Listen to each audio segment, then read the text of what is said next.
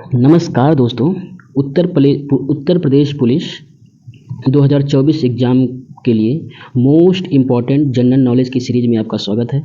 आइए शुरुआत करते हैं आज का प्रश्न। पहला प्रश्न है कि विद्युत उत्पादन की दृष्टि से उत्तर प्रदेश का संपूर्ण देश में कौन सा स्थान है? तो ये 8वां स्थान है। विद्युत उत्पादन की दृष्टि से उत्तर प्रदेश का संपूर्ण देश में कौन सा स्थान है? 8वां स्थान है। अगला प्रश्न है, राधा स्वामी मठ का मुख्य केंद्र दयालबाग उत्तर प्रदेश के किस जिले में है? यानी कि राधा स्वामी मठ का मुख्य केंद्र दयालबाग किस जिले में है? आगरा जिले में है दयालबाग। ठीक है। अगला प्रश्न है कि उत्तर प्रदेश के किस जिले में सर्वाधिक वर्षा होती है और किसमें सबसे कम होती है? इसमें ये बताना है कि उत्तर प्रदेश के किस जिले में सर्वाधिक वर्षा होती है और किस जिले में सबसे कम वर्षा होती है। इसका सही उत्तर है कि सर्वाधिक वर्षा गोरखपुर जिले में होती है। ठीक है। और सबसे कम वर्षा मथुरा जिले में होती है। अगला प्रश्न है, यमुना एक्सप्रेसवे किन दो नगरों के बीच स्थित है? तो यमुना एक्सप्रेसवे आगरा और नोएडा के बीच स्थित है। अगला प्रश्न है, उत्तर प्रदेश में सर्वाधिक वर्षा वाला क्षेत्र कौन सा है? तो उत्तर प्रदेश में सर्वाधिक वर्षा वाला क्षेत्र तराई क्षेत्र है, उसमें आता है गोरखपुर, जहाँ पर सबसे अधिक वर्षा होती है। ठीक है। अगला प्रश्न है, उत्तर प्रदेश में राज्य स्तरीय खेल का आयोजन प्रथम बार कब हुआ था?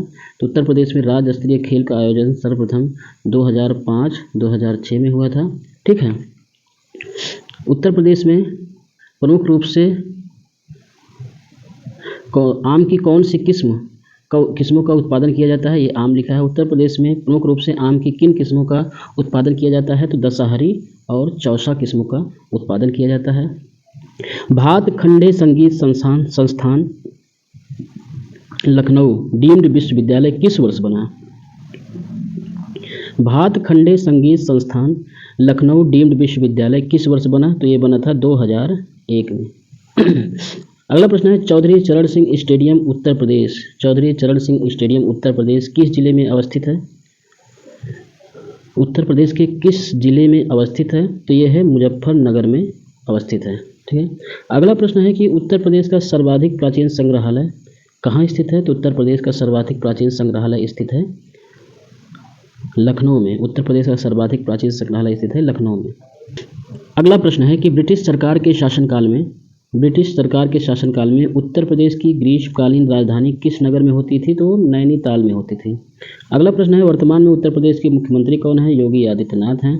ठीक है। अगला प्रश्न है कि कांच उद्योग के लिए उत्तर प्रदेश का कौन सा नगर विख्यात है? तो कांच उद्योग के लिए फिरोजाबाद विख्यात है। अगला प्रश्न है, उत्तर प्रदेश का सबसे कम जनसंख्या वाला जिला कौन सा है? तो उत्तर प्रदेश का सबसे कम जनसंख्या वाला जिला है महोबा। अगला प्रश्न है, उत्तर प्रदेश का राजकीय फल आम है। ठीक है। अगला प्रश्न है, गंगा यमुना नदियों में मिलन स्थल को उत्तर प्रदेश में किस नाम से जाना जाता है? तो संगम के नाम से जाना जाता है, जो कि प्रयागराज यानी कि इलाहाबाद में स्थित है। गंगा यमुना नदियों का संगम होता है वहाँ पर। लाल मृदा उत्तर प्रदेश में किन जनपदों में मुख्य रूप से पाई जाती है? लाल मृदा मुख्य रूप से मिर्ज़ापुर और सोनभद्र में पाई जाती है। उत्तर प्रदेश के किस शहर को नवाबों का शहर कहते हैं? उत्तर प्रदेश के लखनऊ शहर को नवाबों का शहर कहा जाता है। अगला प्रश्न है, उत्तर प्रदेश में मुख्य रूप से आम की किन दो किस्मों का उत्पादन होता है? तो उत्तर प्रदेश में दशहरी और चौसा आम की किस्मों का उत्पादन होता है। अगला प्रश्न है कि उत्तर प्रदेश के किस शहर को उत्तर भारत का मैनचेस्टर कहा जाता है? तो कानपुर शहर को उत्तर भारत का मैनचेस्टर कहा जाता है। अगला प्रश्न है, उत्तर प्रदेश की राजकीय नदी कौन सी है? तो गंगा नदी को उत्तर प्रदेश की राजकीय नदी कहा जाता है। अगला प्रश्न है कि हरदुआगंज ताप विद्युत गृह कहाँ स्थापित किया गया है? तो अलीगढ़ में स्थापित किया गया है हरदुआगंज ताप विद्युत गृह। अगला प्रश्न है कि उत्तर प्रदेश में किसान मित्र योजना कब शुरू की गई? तो जून 2001 में उत्तर प्रदेश में किसान मित्र योजना शुरू की गई। अगला प्रश्न है, उत्तर प्रदेश के राजकीय चिन्ह में क्या शामिल है? मछली और तीर कमान जो है उत्तर प्रदेश के राजकीय चिन्ह में शामिल है। ठीक है। अगला प्रश्न है कि उत्तर प्रदेश का राजकीय पशु कौन सा है? तो उत्तर प्रदेश का राजकीय पशु है बारहसिंघा। अगला प्रश्न है, वर्तमान में उत्तर प्रदेश राज्य की लोकसभा सीटें कितनी हैं? यानी कि उत्तर प्रदेश से कितने सांसद जो है चुन के जाते हैं, तो 80 लोकसभा सीटें हैं और 80 सांसद यहाँ से चुन के जाते हैं। अगला प्रश्न है कि नृत्य की कौन सी शैली उत्तर प्रदेश की देन है, तो कथक शैली जो है वो उत्तर प्रदेश की देन है। उत्तर प्रदेश में सबसे लंबी नहर कौन सी है, उत्तर प्रदेश की सबसे लंबी नहर जो है शारदा नहर है। अगला प्रश्न है उत्तराखंड किस वर्ष अस्तित्व में आया, सन 2000 में उत्तराखंड अस्तित्व में आया और इसी वर्ष झारखंड भी अस्तित्व में आया था और छत्तीसगढ़ भी इसी वर्ष अस्तित्व में आया था। ठीक है। इन तीनों का विभाजन एक साथ हुआ था। अगला प्रश्न है उत्तर प्रदेश में काबर और माड़ किस प्रकार की मृदाओं का स्थानीय नाम है, तो काली मृदा का स्थानीय नाम है काबर और माड़ जो है ये काली मृदा का स्थानीय नाम है।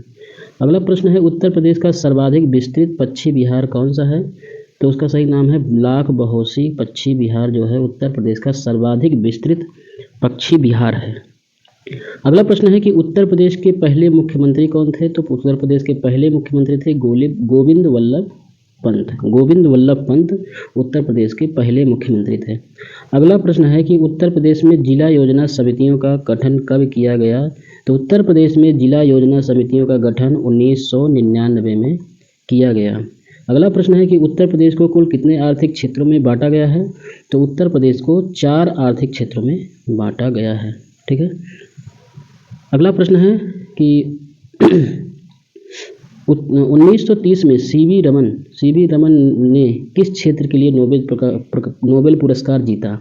सीवी रमन को किस क्षेत्र के लिए नोबेल पुरस्कार दिया गया, तो भौतिक शास्त्र के लिए सीवी रमन को 1930 में नोबेल पुरस्कार दिया गया।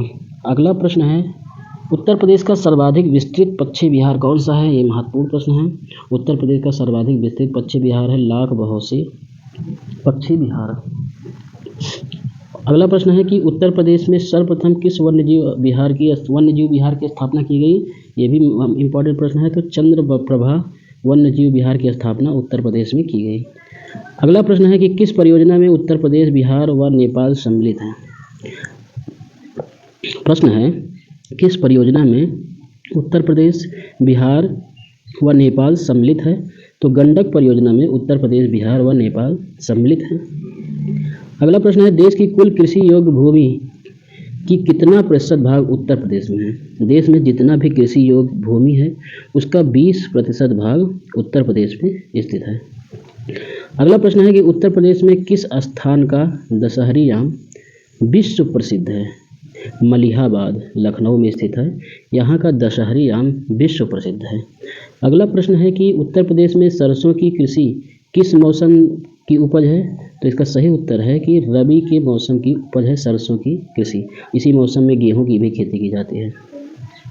अगला प्रश्न है चुनार किस उद्योग के लिए प्रसिद्ध है, तो चुनार जो है सीमेंट उद्योग के लिए फेमस है। ठीक है।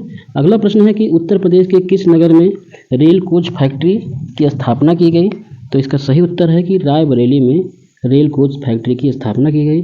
अगला प्रश्न है लखनऊ योजना जो है किसके विकास से संबंधित है, तो लखनऊ योजना सड़कों के विकास से संबंधित है। अगला प्रश्न है स्वतंत्र भारत के पहले रक्षा मंत्री कौन थे, तो स्वतंत्र भारत के पहले रक्षा मंत्री थे कैलाश नाथ काटजू स्वतंत्र भारत के पहले रक्षा मंत्री थे। अगला प्रश्न है उत्तर प्रदेश से आरंभ होने वाला सबसे लंबा राष्ट्रीय राजमार्ग कौन सा है, तो उसका नाम है NH7। अगला प्रश्न है कि उत्तर प्रदेश में योजना आयोग का गठन कब हुआ, तो उत्तर प्रदेश में योजना आयोग का गठन हुआ था सन 1971 में। अगला प्रश्न है कि उत्तर प्रदेश में द्विसदनीय व्यवस्थापिका है, पहली विधानसभा है, दूसरा का नाम क्या है, तो दूसरा विधान परिषद है। उत्तर प्रदेश में विधान परिषद और विधानसभा द्विसदनीय व्यवस्थापिका है। अगला प्रश्न है मथुरा किस महाजनपद की राजधानी थी, तो मथुरा जो थी वो सूरसेन महाजनपद की राजधानी थी। प्रदेश का कौन सा जिला अवनालिका अपरदन से अधिक प्रभावित है, तो इटावा जिला जो है अवनालिका अपरदन से अधिक प्रभावित है। अगला प्रश्न है विक्रम सेठ द्वारा लिखी गई कौन सी किताब एक कविता के रूप में 10 नीति कथाओं का संग्रह है, तो इस किताब का नाम है in equal music. In equal music, ये विक्रम सेठ द्वारा लिखी गई किताब है। इसमें 10 नीति कथाओं का संग्रह है। अगला प्रश्न है कि हरिवंश राय बच्चन द्वारा लिखी गई आखिरी कविता का क्या नाम है? हरिवंश राय बच्चन द्वारा लिखी गई आखिरी कविता का नाम है दो चट्टानें।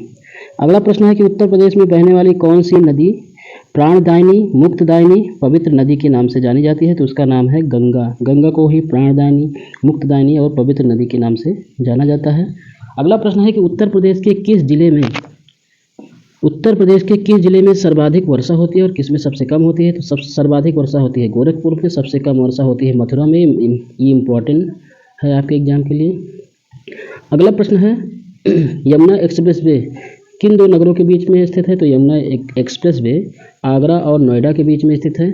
अगला प्रश्न है उत्तर प्रदेश का स्थापना दिवस। तो उत्तर प्रदेश का स्थापना दिवस है 1 नवंबर।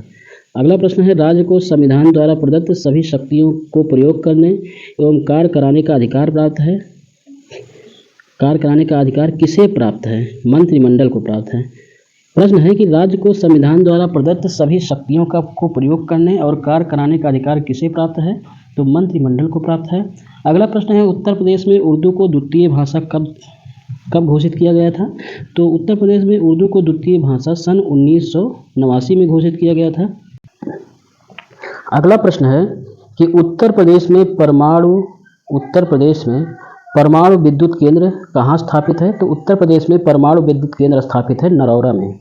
अगला प्रश्न है कि विद्युत उत्पादन की दृष्टि से उत्तर प्रदेश का संपूर्ण देश में कौन सा स्थान है? तो 8वां स्थान है। अगला प्रश्न है कि उत्तर प्रदेश के किस नवपाषाणिक पुरा स्थल से धान की खेती के साक्ष्य मिले हैं? इंपॉर्टेंट क्वेश्चन है। तो कोल्डिहुआ से धान की खेती के साक्ष्य मिले हैं। अगला प्रश्न है कि उत्तर प्रदेश में विकेंद्रित नियोजन प्रणाली कब शुरू की गई? तो इसका सही उत्तर है उत्तर प्रदेश में विकेंद्रित नियोजन प्रणाली शुरुआत की गई थी सन 1982-83 से। अगला प्रश्न है कि आज़ादी से पहले उत्तर प्रदेश राज्य का क्या नाम था? तो आज़ादी से पहले उत्तर प्रदेश राज्य का नाम संयुक्त प्रांत था।